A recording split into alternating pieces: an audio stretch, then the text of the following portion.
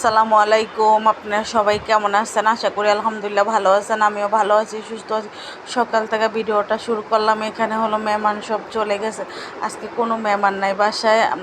জালের রুমটা আমি সুন্দর করে গুছাচ্ছিলাম, এখানে পর্দাও চেঞ্জ করছি। মেহমান আসলে তো সব কিছু চেঞ্জ করা লাগে, চাদরও চেঞ্জ করে দিছি আজকে। সব কিছু সোবাডিও গুছাচ্ছিলাম। আজকে বাসায় শুধু আমি, আমার মেয়ে আর হলো আমার শাশুড়ি। আজকে কোনো মেহমান নাই, বাসায় কেউই নেই। এখানে হলো এত গরম লাগতেছে, অনেক গরম লাগতেছিল। আর আমাদের বাসায় যে আন্টিরা কাজ করে, সেই আন্টিরা আজকে 3-4 দিন ধরে আসে না। আমারই কাজ করা লাগে, এত বড় বড় রুম, থাল বাসন ধোয়া, কাজ করা, সব কিছু একা একা করা লাগে। এখানে সুন্দর করে ঘরটা ঝাড়ু দিচ্ছিলাম। ঘরটা ঝাড়ু দেওয়ার পর ছেলে আবার কিছু ফালায় রাখে, এটি সুন্দর করে গুছাই নেব। গুছিয়ে তারপরে হলো ঘরটা মুছে নেব। ঘরটা ঝাড়ু দেওয়া হয়ে গেছে, এখন ঘরটা মুছতেছিলাম। আর ঘরটা মোছার সময় ক্যামেরাটা করে না, ক্যামেরাটা অফ করে তারপরে ঘরটা মুছলাম। মোছার পরে হলো আমি একটু নিচে গেছিলাম, একটু সবজি লাগবে। আর রাস্তাঘাট আজকে নীরব, আজকে শনিবার তো মানুষ নেই বেশি রাস্তাঘাটে, রাস্তায় মানুষ কম। এখানে দোকানপাটও বেশি খোলে নাই। এখন বাজে হলো 11টার মতন। আমি একটু সবজি নিব, ডাঁটা নিলাম, শাক নিলাম। অনেক দাম, ডাঁটারও দাম বেশি, শাকেরও দাম বেশি।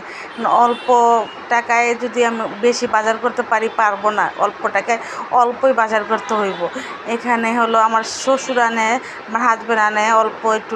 ডাঁটা মাটা যদি লাগে, খাইতে মন চাই, একটু আনি কিনে।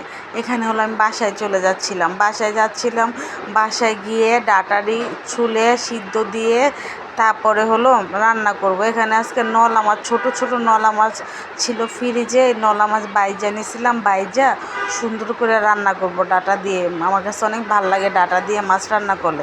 এখানে পেঁয়াজ কুচি দিয়ে দিছি, তারপরে আদা রসুন বাটা দিয়ে দিলাম। অল্পই আদা রসুন বাটা দিছি, ডাঁটার ভিতরে অল্প আদা রসুন বাটা দিলে ভালোই লাগে।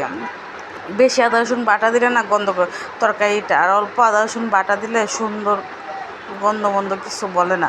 এখানে হলো আদা রসুনের একটা স্মেল থাকে না, আপনারা কেউ খারাপভাবে নিয়েন না। 1 চামচের মতন লবণ প্রথম দিয়ে দিলাম, তারপর আরেক চামচের মতন লবণ দিলাম, তারপর হলুদের গুঁড়া 1 চামচ দিলাম, তারপরে মরিচের গুঁড়া 3 চামচ দিয়ে সুন্দর করে কষে রান্না করবো। আর মরিচের গুঁড়া রান্না একটু জাল কম তো বেশি লাগে, হলুদের থেকে মরিচটা বেশি দেওয়া লাগে। এখানে হলো সুন্দর করে কষাচ্ছিলাম তরকারিটা। কষানোর পরে হলো ডাঁটা দিয়ে আমি সিদ্ধ করে রাখছি। এখানে উপরে তেল বাইছে মতন আমি তরকারির ভিতরে ডাঁটারি দিয়ে দিব। ডাঁটারি দিয়ে সুন্দর করে আমি আলু আর ডাঁটা একসাথে সিদ্ধ করছি। একটা আলু দিছি, আর বেশি আলু আমাদের বাসায় আবার খাইতে কেউই চায় না। আর আমার ছেলেও এই তরকারি খাবে না, মেয়েও এই তরকারি খাবে না।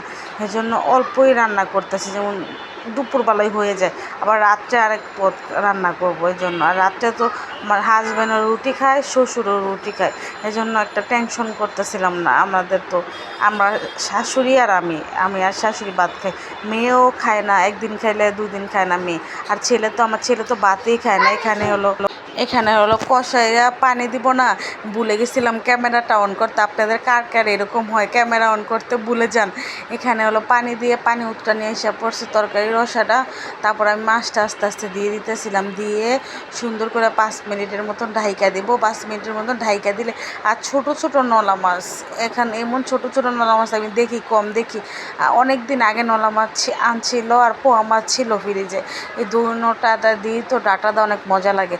পোয়া মাছ দিয়ে তো অনেক মজা লাগে ডাঁটা দিয়ে। নলা মাছ দিয়ে ডাঁটা দিয়ে আমি সুন্দর করে ভাইজা রান্না করছিলাম।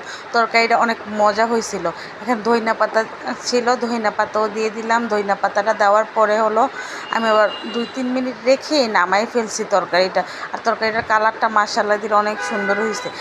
এই পাশে হলো আমি উস্তাবাজি করতেছিলাম, করলা ভাজি। উস্তা তো একই, ও ছোটোরে বলে উস্তা, বড়টারে বলে করলা।